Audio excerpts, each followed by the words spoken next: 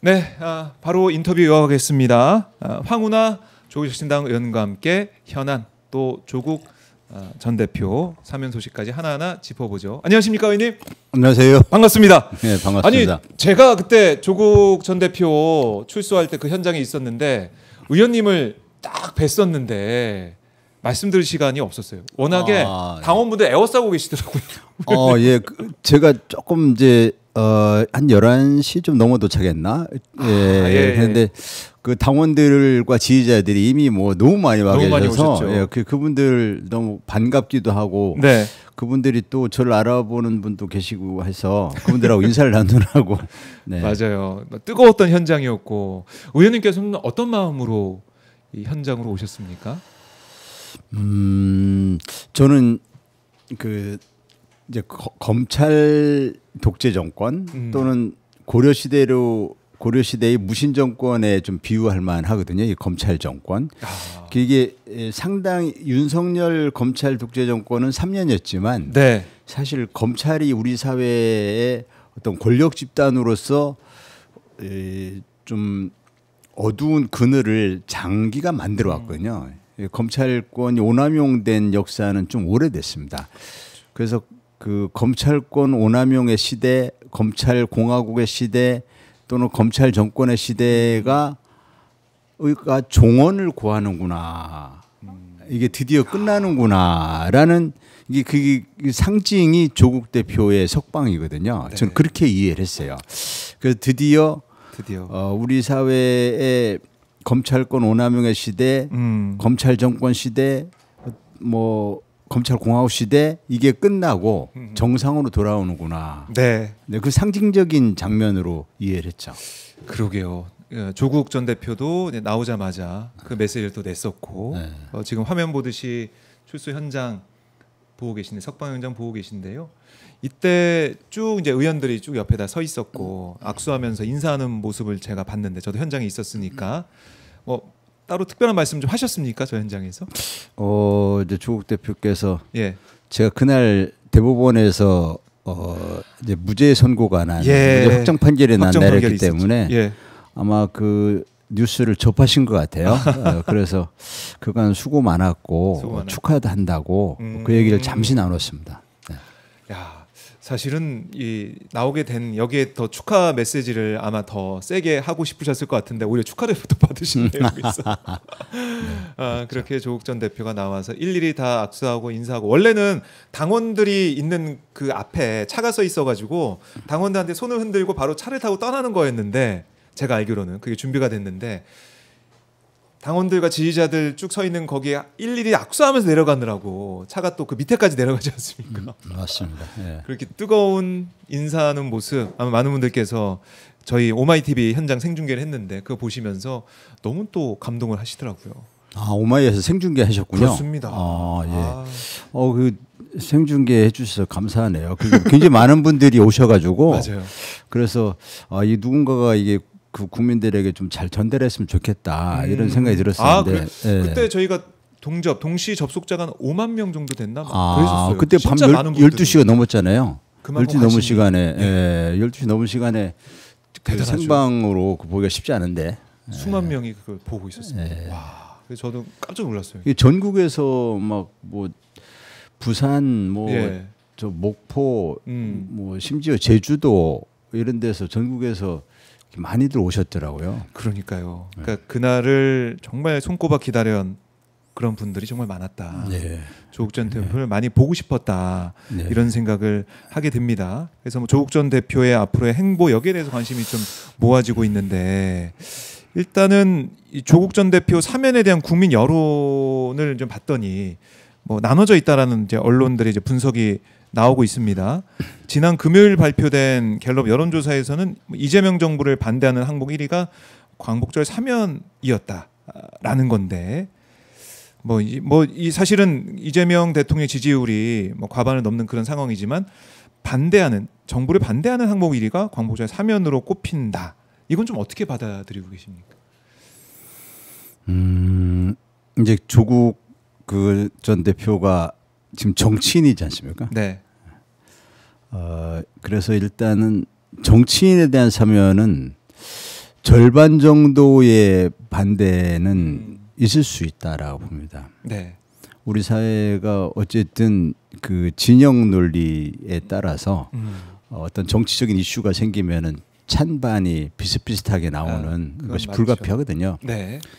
그래서 조국 전 대표에 대한 구체적인 뭐 사면의 정당성, 뭐 과거의 입시 비리 등에 대한 검찰권이 과도하게 행사됐니 안 됐니 뭐 이런 세부적인 쟁점에 대한 네. 그걸 따지기에 앞서서 일단 그 정치적으로 반대 진영에 있는 분들은 반대하지 않겠습니까? 제가 이전에도 여론조사를 보니까 국민의힘 지지하는 분들은 네. 대략 한 7, 80%가 사면 조국 대표 사면 복권에 반대하더라고요.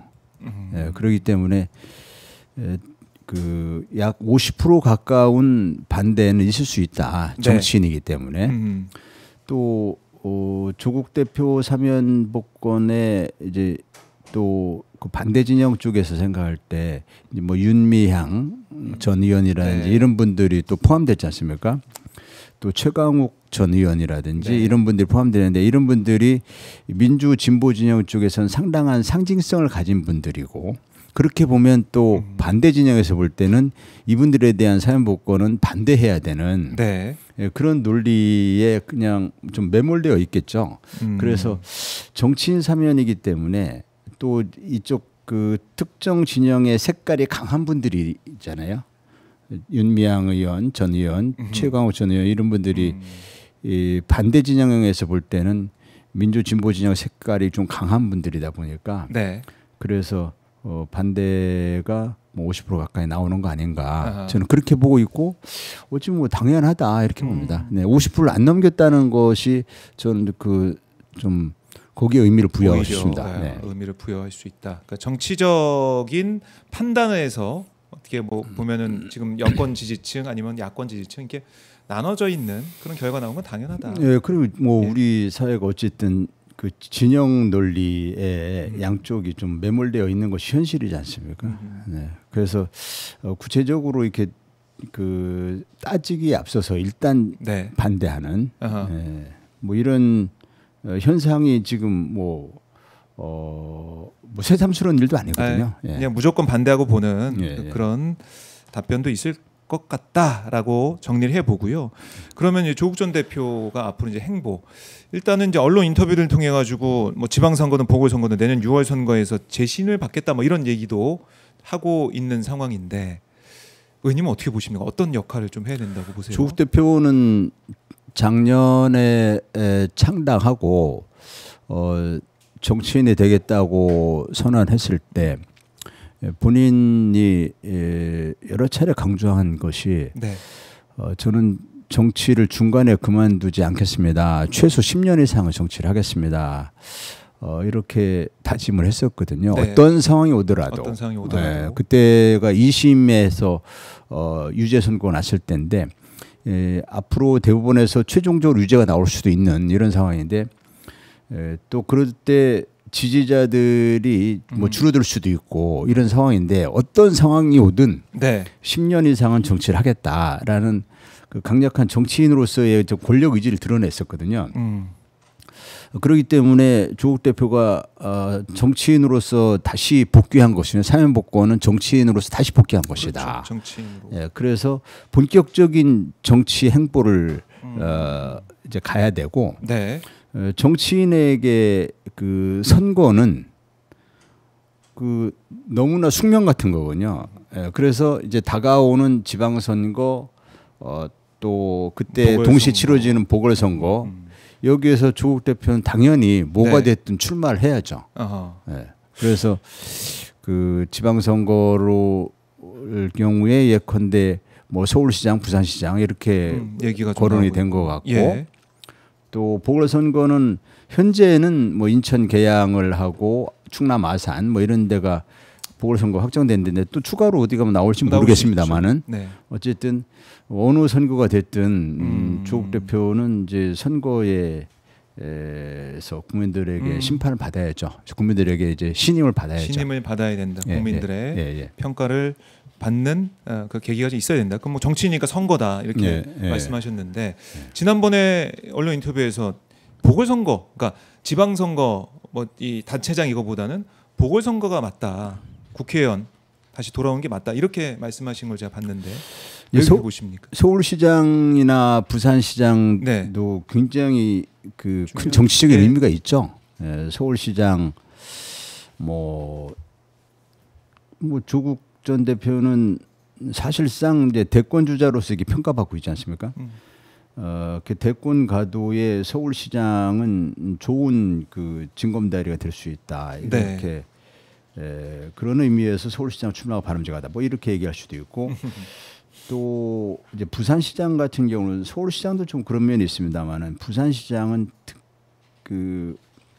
부산시장은 네. 이제 보수세가 좀 강한 지역이지 않습니까? 부산, 울산, 경남 또 그렇죠. TK 예. 그 지역에서 민주 진보 진영이 승리를 할 수 있는 가장 경쟁력 있는 카드가 조국 아니냐 이런 의견들 있잖아요. 그러면은 부산시장 선거에서 확실하게 이길 수 있는 카드는 조국 같다. 뭐 이런 의견 때문에 또 부산에서 민주 진보 진영이 이기면 그 상당한 정치적 의미가 있으니까 그렇죠. 이재명 대통령도 지금 내년 지방선거에서 할 수만 있다면 전 그 광역단체장을 석권하고 싶다라는 그런 이제 강한 의지를 드러내고 계시기 때문에 네.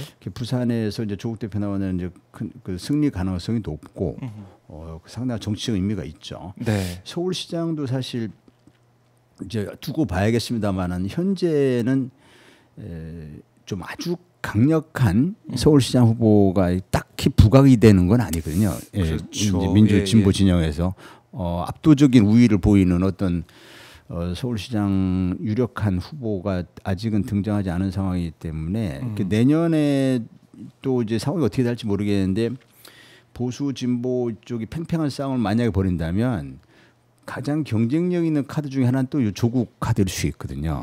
예, 그래서 서울시장, 부산시장 또 서울시장, 부산시장은 이쪽 그 이재명 정부에서도 꼭 이겨야 되는 그런 지역이니까 조국 대표를 유력한 그 카드로 검토해 볼 수는 있겠습니다만은 그러나 조국 대표의 역할은 서울시장, 부산시장의 역할이 아니고 지금은 조국 대표는 중앙 정치에서 네. 정치 개혁 과제에 좀 집중해야 됩니다. 조국 혁신당의 당세를 확장시켜야 되고 네. 조국 혁신당을 대중정당, 수권정당으로 키워나가야 됩니다. 당 대표로서 그 역할을 해야 됩니다. 서울시장, 부산시장 역할이 아니라 당 대표로서 한국 정치 지형을 다당제 연합 정치가 가능한 지형 정치 지형으로 바꾸는 그것이 시대적 과제거든요. 조국 혁신당이 검찰 독재 조기 종식을 내세우고 창당을 하긴 했는데 검찰 독재 조기 종식이 이제 끝났단 말이에요. 네. 이제 남은 과제가 정치 개혁 과제입니다. 양당제 폐해를 극복하고 다당제 정치 연합이 가능한 연합 정치가 가능한 정치 지형을 바꾸는 것. 이게 조국 혁신당의 그 시대적 과제이고 그리고 조국 대표에게 부여된 그런 그 과제라고 저는 생각하거든요. 그래서 조국 대표는 중앙 정치에서 정치 개혁 과제에 집중해야 된다. 다당제 연합 정치가 가능한 정치 지형으로 바꾸는 데 집중해야 된다. 당 대표로서 역할을 해야 된다. 그렇게 보는 것이죠. 그런 뜻에서 보궐선거로 가는 게 맞다 이렇게 의원님 보시는데 조국 전 대표와 따로 뭐 행보에 대해서 말씀을 나누거나 의견을 주거나 그렇게 하시는 그럴 시간이 아직 없었죠. 아직 없었어요. 예. 뭐 그 아직은 이제 출소한 이후에 뵙지를 못했고 조국 대표께서 이제 많은 분들을 만나서 많은 의견을 들으시겠죠. 네. 그래서 저는 이제 이런 생각을 갖고 있지만 또 뭐 다른 생각을 가진 분도 계실 수 있겠죠. 여러 의견을 여러 의견을 들으시고 본인이 이제 심사숙고할 것이고 또 당원들의 의견이나 의원들의 의견을 잘 참고하시겠죠. 그래요. 여러 이제 의견들이 있고, 근데 뭐 민주당 내에서도 조국 전 대표 사면에 대해서 뭐 이런 얘기하는 분도 있어요. 사면은 정당하나 사면이 입시 비리의 용소로 이해하는 건 다른 문제다. 윤준병 의원이 이런 또 얘기를 하기도 했는데, 뭐 이거는 뭐 사실은 저는 그에 대해서는 제가 특별히 그 평가하는 것은 좀 맞지 않다라고 생각합니다. 다만 그 이재명 대통령께서 어려운 정치적 결단하신 거거든요. 그래서 민주 진보 진영 내에서 예. 사면에 대한 논쟁이 더 이상 확산되는 것은 대통령의 결단을 빛을 발하게 하는 그런 결과가 될 수 있기 때문에 네. 그래서 그에 대해서는 사면에 대해서 민주 진영 내에서 왈가왈부하는 것은 여러모로 좀 바람직하지 않다 이렇게 봅니다. 그 말씀의 옳고 그름에 대해서 따지기보다는 그 자체 사면에 대한 더 이상의 네. 그런 논란이 이제 사면은 정치적 결단인데 국민 대통합이 그 중요한 의미 중에 하나거든요. 검찰권 오남용에 대한 피해를 회복한다. 이게 정의의 회복이다. 이런 의미도 있고, 그러니까 검찰권 오남용 피해자들의 명예를 회복시키는 뭐 정의의 회복 이런 측면도 있지만 또 국민 대통합의 측면도 있거든요. 국민 대통합을 위한 결단한 것인데 자꾸 그 또 얘기하고 또 얘기하는 것은 국민 대통합의 그 빛을 발하게 하는 거기 때문에 네. 그만 얘기했으면 좋겠습니다. 네. 알겠습니다. 자, 근데 지금 뭐 국민의힘과 개혁신당 광복절, 광복 80주년 맞아서 국민 임명식까지 같이 진행이 됐었는데 여기에 이제 광복절 사면에 항의한다면서 오지 않았더라고요. 국민의힘, 개혁신당 어떻게 보셨습니까? 좀 협량의 정치로 보였습니다. 그러니까 좀 그릇이 작은. 예. 뭐 행사에 참석할 건 하고 비판할 건 비판하고 공격할 건 공격하고 하면서도 이제 국가적인 행사라고 볼 수 있지 않습니까? 이제 광복절 행사이기도 하고 네. 또 이재명 대통령이 제대로 취임식을 못 했잖아요. 탄핵 이후에 치러진 대선이어가지고 그래서 제대로 취임식을 못 했단 말이죠. 대통령 선거 끝나고 바로 다음 날 그냥 약식으로 이렇게 했기 때문에 예. 그래서 그 취임식을 제대로 할 필요가 있죠. 그래서 그 취임식을 어떤 형식으로 할 것이냐는 것은 대통령에 당선된 분이 결정할 문제고 그러면은 그 대선에서 진 쪽도 그 행사에 좀 참석해 줘야죠. 예, 같이 축하도 해주고 그리고 비판할 건 비판하고 이렇게 해야지 네. 행사 자체에 참석하지 않은 것은 좀 그릇이 작아 보인다. 예, 협량의 정치로 보인다. 이렇게 보입니다. 그렇게 말이면 뭐 안철수 의원은 광복절 경축식에서 펼침막 이렇게 들고 또 있는 것도 봤었는데 뭐 그렇게 반대할 수는 있습니다. 네. 예, 반대할 수는 있죠. 참 그래요. 이 광복절 경축식 그다음에 국민 임명식 참 뜻깊은 그런 행사 시간이었는데 야당에서 불참을 해가지고 이런 부분들 국민의힘 개혁신당의 불참 그냥 국민들도 평가를 하실 것 같아요. 그렇죠. 국민들이 네. 평가할 겁니다. 네. 결국 이제 국민의힘 경우는 뭐 이제 3대 특검의 그 수사 진척 상황에 따라서는 네. 이제 정당 해산이 불가피한 상황으로 갈 수도 있지 않습니까? 내부 사정이 이제 복잡할 것이고 네. 또 안철수 의원이 이제 광복절에서 굳이 그렇게 펼침막을 켜면서 광복절 행사에서 그렇게 네. 할 필요가 있었을까? 그것도 사실 국민의힘 내부의 복잡한 사정 때문에 그런 걸 보이거든요. 정당이 이제 국민의힘이 제1야당인데 그런 광복절 행사 같은 데서는 그 광복절 행사 취지에 맞게 참석해주고 의연한 모습을 보이고 네. 그리고 이제 뭐 비판할 부분, 반대할 부분이 있으면 그런 것은 뭐 또 다른 방법으로 하고 이것이 조금 더 품격 있는 정치의 모습 아니었나 이렇게 생각이 드는 거죠.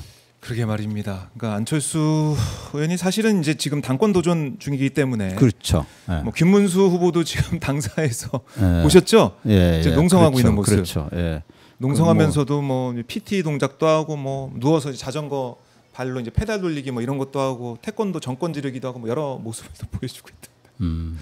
자면서 예 거기서.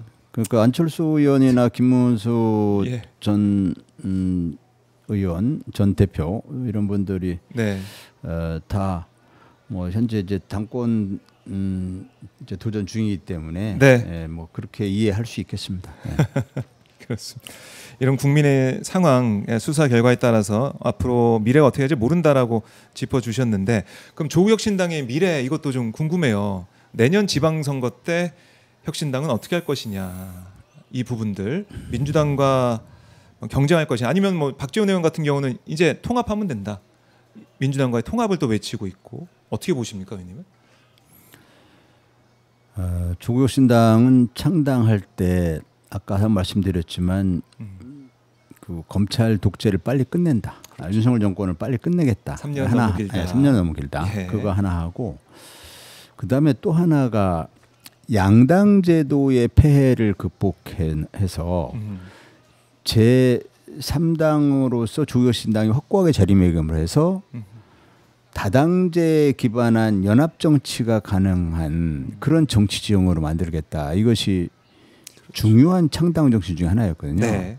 그걸 돌이켜서 생각해 보면 조국혁신당이 다시 양당제로 회귀하는 이거는 창당 정신하고 안 맞잖아요. 그런데요. 예. 맞습니다. 그 다시 양당제로 돌아가자는 거잖아요. 예.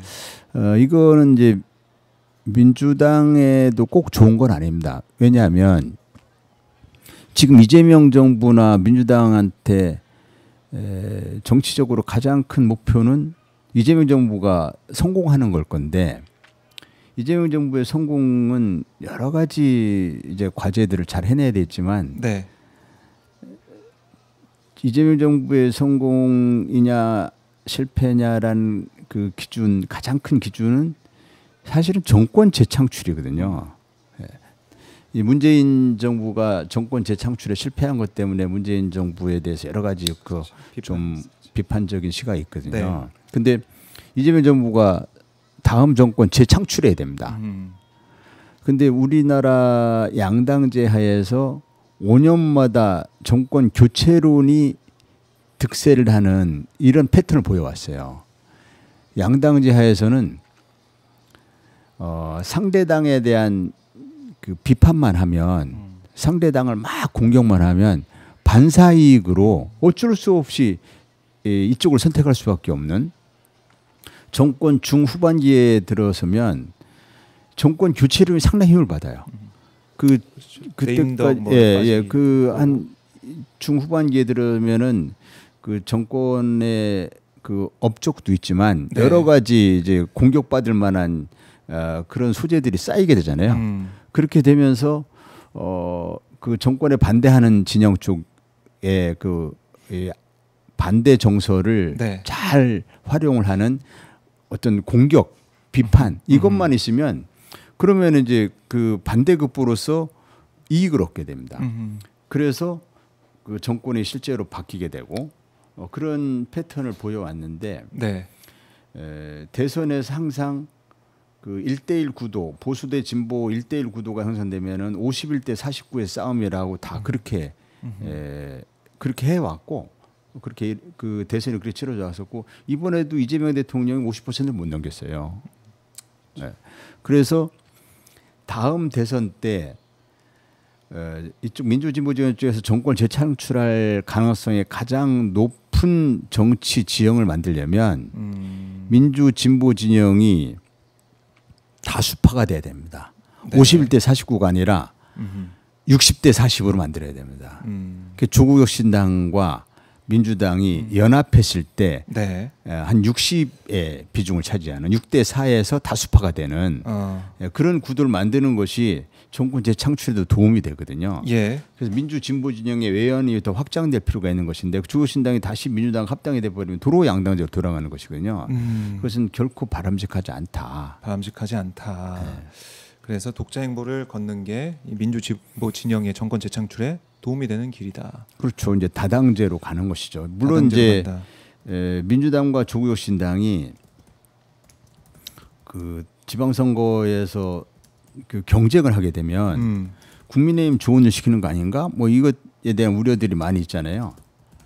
그런데 민주당과 조국혁신당은 내년 지방선거에서 호남 지역에서는 그 1대1 경쟁을 하게 될 것이죠. 그러나 호남 지역을 제외한 나머지 지역에서는 선거 연합을 하면 됩니다. 선거 연합을 해서 협상을 통한 네. 합의를 통한 단일화를 하든 또는 뭐 여론조사를 통한 단일화를 하든 어떤 방식이든지 단일 후보를 만들어내면 되는 것이거든요.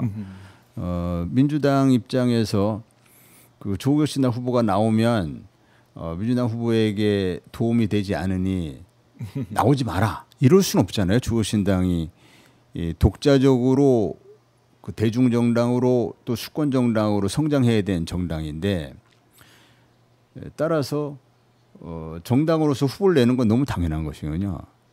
여기에서 민주당과 조국 신당이 각각 정치력을 발휘해서 그래서 후보 단일화 과정을 만들어내야죠. 예.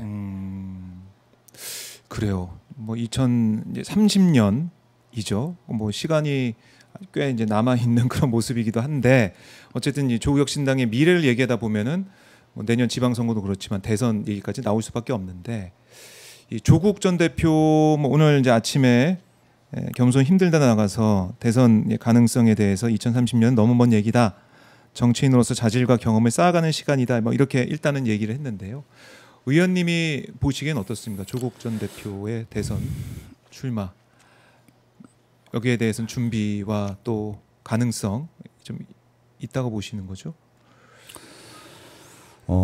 지금은 이제 이재명 정부가 출범한 지 뭐 이제 얼마 됐나요? 2달 조금 넘었잖아요. 예, 그래서 지금부터 차기 대선을 얘기하는 건 좀 때이른 감은 있습니다. 네. 그러니까 지금은 이재명 정부가 성공을 해야 그래야 아까 말씀드린 것처럼 이재명 정부가 정권 재창출을 해야 그렇게 그런 분위기가 만들어져야 네.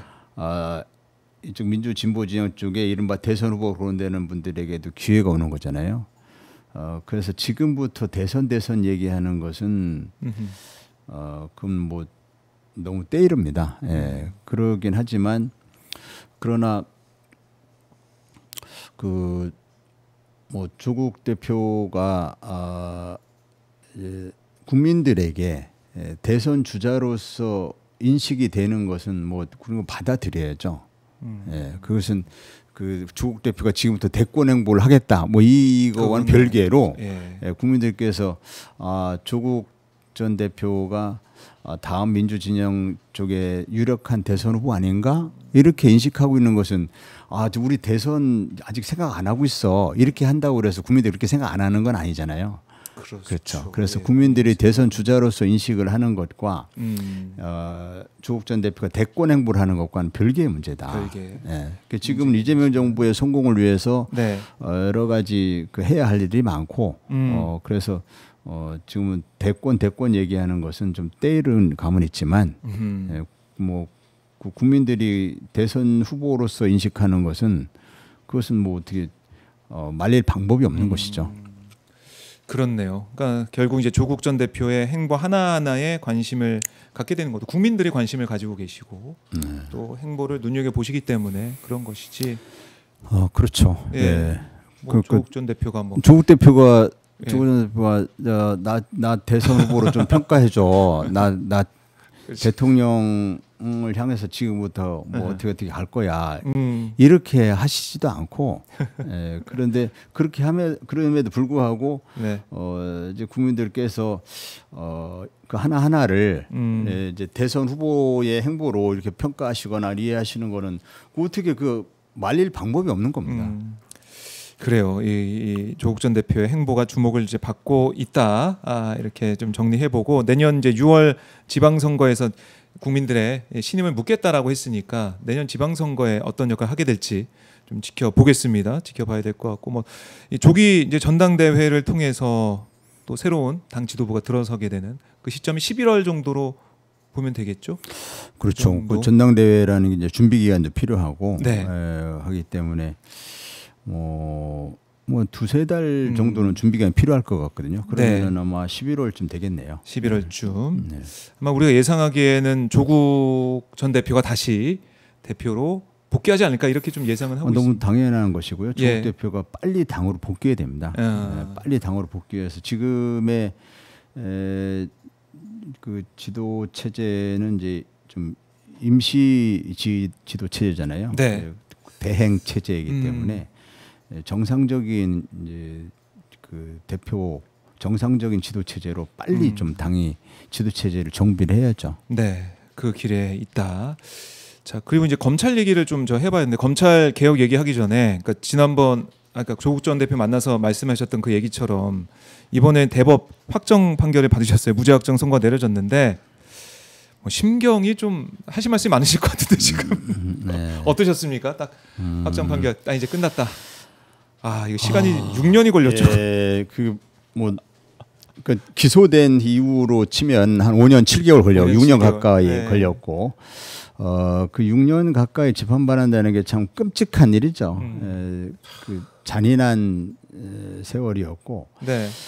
그 기간 중에 뭐 제가 개인적으로 엄청난 이제 고초를 겪은 것인데, 특히 이제 정치인으로서 정치인에게는 그 정적이 있을 수밖에 없잖아요. 그건 뭐 당 내에서도 피할 있을 수 수밖에 없고 또 다른 당에서도 경쟁하는 당에서도 상대 당에서도 있을 수밖에 없는데 네. 이제 그런 경쟁자들에게 이제 뭐 공격의 소재가 됐잖아요. 저 사람은 곧 의원직에 상실될 사람이야. 저 사람은 감옥 갈 사람이야. 저 사람 피고야, 뭐 피의자야, 뭐 이런 그 공격을 받아야 되는 그런 이제 불명예를 감수해야 되는 뭐 이런 그런 이제 어려운 기간인데 네. 그 시간 동안 그 변함없이 이제 저를 믿고 지지해준 분들에게 우선 이제 굉장히 고맙다라는 생각이 들고 긴 세월인데. 그 다음에 이 사건이 이제 1심에서는 유죄가 나왔었거든요. 네. 그때 법원에 대해서 정말 큰 실망을 했었거든요. 사법부가 검찰이야 그 무책임하게 기소를 할 수 있지만 수사권을 남용할 수도 있고 기소권을 남용할 수도 있고 그렇지만 법원이 이것을 걸러주지 못한다면 그렇다면 이게 억울하게 검찰권 운남용에 의한 피해를 겪은 사람들은 어떻게 구제받을 수 있는가? 법원이 마지막 최후의 보루인데 1심 재판 때 법원의 판결이 도저히 납득할 수 없어가지고 이제 큰 실망을 했었는데, 네. 근데 이제 2심, 3심에서 이제 무죄 이렇게 돼서 그래도 법원이 최후의 보루가 맞구나. 결국은 이제 법원이 최후의 보루가 됐지 않습니까? 그렇죠. 그래서 법원이 결국은 그 정의로운 판결을 통해서 네. 정의와 진실을 찾아준 것이거든요. 그 재판 받으면서 검찰이 그 국가 폭력에 가까운 수사를 빙자한 국가 폭력으로서 죄가 없는 사람에게 죄를 만들어서 덮어 씌우고 또 마땅히 파헤쳐야 될 예컨대 김기현 네. 의원의 비리라든지 고래고기 비리라든지 그래요. 이런 것은 덮어버리고 그 다음에 그 없는 애초에 존재하지 않는 뭐 함영수사라는 걸 소설처럼 써내가지고 소설 같은 얘기를 만들어내서 그거 가지고 덮어 씌워서 이 사람을 유죄 판결 받게 하고 이러한 그 불의한 그 검찰의 불의한 검찰 집단이 승리를 하고 그리고 검찰로부터 부당한 공격을 당한 피해를 당한 사람이 끝내 패배한다면 이 억울해서 어떻게 사나 이런 생각이 들었었는데 여전히 느끼셨겠네요. 그런데 다행스럽게 법원이 이제 현명한 판결해줘서 그래도 법원이 최후의 보루이구나 인권 정의를 지키는 최후의 보루이구나라는 것을 이제 다시 좀 한번 느낄 수 있었죠. 네. 그러면서 결국에는 검찰 개혁 이제는 더 이상 우리가 망설이거나 뒤로 미뤄둘 수 없다는 생각을 다시 한번 하게 된 거 아니겠습니까? 윤석열 정권 그 모습도 그렇고. 예. 그 이제 이른바 울산 사건은 검찰권이 오남용되면 어떻게 이제 잘못될 수 있는가 이런 거에 대한 검찰권 오남용의 여러 가지 케이스, 여러 가지 패단을 종합적으로 보여준 종합 세트 같은 거였거든요. 그러니까 표적을 정해가지고 수사하는 걸 표적 수사라고 합니다. 네. 저 사람을 내가 기어이 수사할 거야. 죄가 있든 없든 탈탈 털어볼 거야. 이 표적 수사. 그 다음에 결론을 정해놓고 짜맞추기 수사를 하는 거예요. 내가 반드시 기소할 거야. 재판에 넘길 거야. 라는 결론을 정해놔요. 또는 이 사건은 하명 수사야. 사건의 그림을 사건의 실체를 밝히는 데 목표가 있는 것이 아니라 그냥 수사하기 전부터 그림을 그려놔요.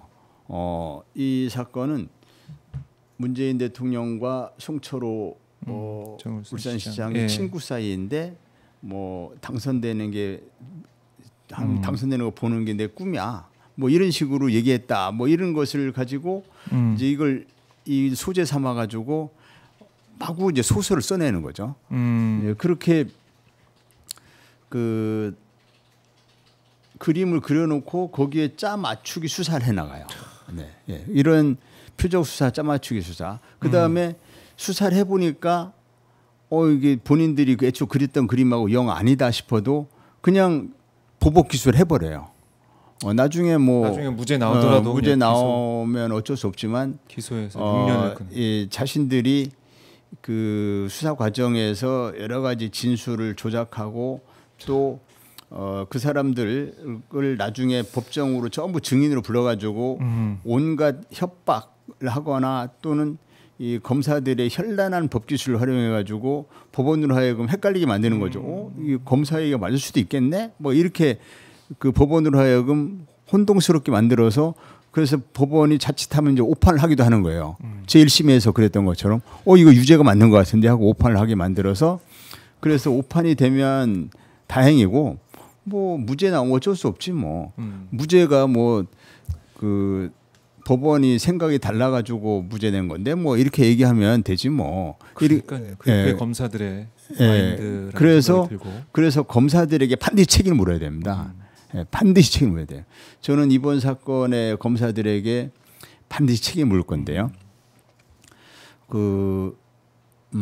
당시 울산지검에 시작되는데 울산지검 검사장 그다음에 울산지검 사건을 중앙지검으로 가져와서부터 수사를 담당한 중앙지검의 공안부장 이런 사람들이 실무 책임자이고 이걸 뭐 총괄해서 이 수사를 이끌고 기소를 명령하고 한 사람은 윤석열이었거든요.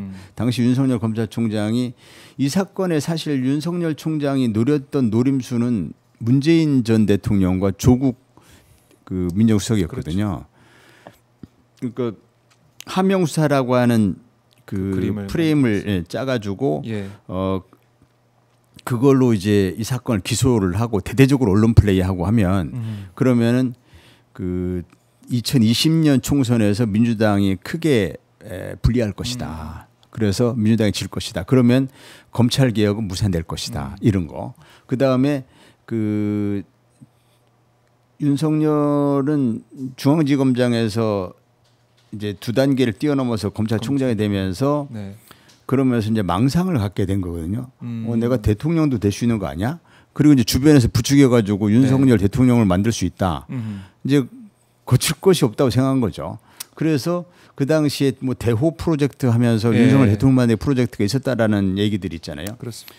그때 윤석열이 생각한 가장 강력한 자신의 정치적 라이벌을 조국으로 생각한 거죠. 조국을 제거할 수 있는 거죠. 그다음에 문재인 정부를 막 공격을 하면 문재인 정권에 대한 반대로부터 자신이 영웅으로 이렇게 평가받을 수 있는 거죠. 영웅으로 들을 수 있겠구나. 그러면 맞서는 사람. 그러면은 그 문재인 정권 반대하는 사람들로부터 강력한 지지를 받게 되면 뭐 그 힘으로 내가 대통령 될 수 있는 거 아니야? 이렇게 생각했던 것이잖아요. 그래서 그러한 그 윤석열과 그 윤석열의 지시를 받아서 그 실행에 옮긴 그 검사들, 정치 검사들 이 사람들을 반드시 책임을 물어야 되죠. 그러네. 아직도 이제 갈 길이 머네요. 여기에 대한 단죄가 꼭 있어야 된다라는 거고. 그러다 보니까 이제 검찰 개혁, 뭐 조국 전 대표의 수사, 가족을 다 이제 수사했던 그런 모습과 또 의원님의 이 사건과 그다음 뭐 수없이 많은 예가 있습니다. 검찰 개혁의 필요성은 뭐 아무리 강조해도 참 지나침이 없는 그런 상황들인데 이번에는 해낼 수 있겠죠? 어떻게 보십니까? 이번에 검찰 개혁은 이렇게 하늘이 돕는 것 같은 느낌이 들더라고요. 예. 그래서 사실 지금까지 제가 검찰 개혁을 뭐 주장해온 역사를 보면 뭐 한 20년도 넘었어요. 예. 그런데 이번에는 좀 하늘의 기운, 정말 뭐 우주의 기운이 모아지는 느낌이 드는데 예. 가장 큰 1등 공신은 이제 윤석열이죠. 예. 윤석열이 이제 검찰총장 예. 시절 또 대통령 시절 이렇게 검찰권이 어떻게 남용될 수 있는지를 이제 윤석열이 보여줬거든요. 그리고 이제 대한민국 국민들이 검사에 대한 환상이 완전히 이제 사라지는 뭐 이런 걸 예. 보여줬어요. 그리고 윤석열이 내란을 일으키면서 불법 계엄 또 내란 이런 걸 하면서 당시 심우정 검찰총장 등 검찰 수뇌부가 여기 연루될 수밖에 없게 만들었거든요. 그래서 검찰 개혁에 대한 검찰총장을 중심으로 이제 어떤 검찰총장을 중심으로 검찰 전체가 검찰 개혁에 저항을 해야 되는데 이 저항의 구심점이 사라진 거예요. 그래서 검찰이 지금 이제 저항할 어떤 네, 그런 힘을 못 갖고 있는 거죠. 검찰이 이제 기진맥진한 상황이죠. 그리고 라인업이 좀 잘 됐습니다 이번에. 라인업 어떤? 예, 라인업이라는 것이 예. 민주당 내 당의 이제 당 대표 또 검찰개혁 TF의 단장 뭐 이런 네. 사람들이 예, 이번에 이제 당 대표 선거를 하면서 정청래 당 대표와 또 당시 박찬대 네. 전 원내대표가 예. 서로 경쟁적으로 검찰 개혁을 빨리 하겠다 했거든요. 추석 전에 마무리 짓겠다 이렇게 하면서 네. 그러면서 누가 되든 그렇게 될 수 있었지만 그 중에 일반적으로 조금 더 강성이라고 평가받는 정청래 당 대표가 검찰 개혁을 반드시 하겠다. 네. 추석 전에 하겠다 이렇게 주장한 당 대표가 있고 예. 또 그러다 보니까. 제가 볼 때 민주당 내에서 법조인 비법조인을 통틀어서 검찰개혁에 가장 강성인 가장 좀 철저한 신념이 투철한 의원을 몇 분 꼽으라면 민형배, 김용민 이런 분들이거든요. 맞아요. 근데 지금 검찰개혁 TF의 단장을 맡은 분들이 지금은 민형배 의원이고 예, 지금 그 직전에는 김용민 의원이었어요. 그렇네요. 예, 그래서 라인업이 잘 갖춰져 있다. 그리고 정성호 법무장관도 사실 법무장관 취임 전에는 조금 온건한 그런 노선을 보여온 분이어서 그래서 분들도 있었어요. 네, 그래서 검찰 개혁에 대해서 좀 소극적인 입장을 들으면 어떡하나 이렇게 걱정을 많이 하셨는데 네. 법무장관 취임 이후에는 국회에서 결정한 대로 하겠다. 당에서 결정한 대로 하겠다. 이러면서 당과 호흡을 맞추는 그런 모습을 보이고 있고 네. 지금 취임 이후에 보여주는 여러 가지 행보를 보면 별로 우려할 일이 아닙니다. 그래서 라인업이 잘 갖춰져 있고 저항의 구심점, 저항은 이제 지지부진한 이런 상황이고 또 이미 법이 다 만들어져 있고 그다음에 문재인 정부 때 사실 검찰 개혁에 실패했던 가장 큰 원인은 문재인 정부 출범 후에 적폐청산에 검찰 활용한 수밖에 없었던 그런 시대적 환경 탓도 있거든요. 그런데 지금은 청산해야 될 내란 세력이 있긴 한데 예. 그걸 검찰이 아니라 특검이 해주고 있어요. 이걸 검찰이 하면 예. 이 검찰 개혁에 상당한 걸림돌이 됩니다. 내란 세력 청산 열심히 하고 있는 검찰을 해체하라고. 네, 그렇죠. 못하죠 또. 이게 잘 안 되잖아요. 그런데 지금은 3대 특검 이게 너무 활발하게 수사를 잘 해주고 있어서 그래서 검찰이 해체되고 수사와 기소가 분리될 수 있는 아주 천재 이루의 기회를 만났다 이렇게 보는 것이죠. 천재 이루의 기회를 만났다. 이번에는 절대 실패하지 않는다. 물러서지 절대 않는다. 실패하지 않을 것 같습니다. 예. 알겠습니다. 또 조국혁신당도 열심히 함께. 물론 이제 검찰이라는 집단이 이게 이렇게 호락호락 물러나지는 않을 겁니다. 이제 검찰 개혁 과정에서 검찰이 가장 강력한 권력 집단이었고 가장 강력한 기득권 카르텔의 중심 축이었는데 그렇게 호락호락 물러서지는 않을 것이고 네.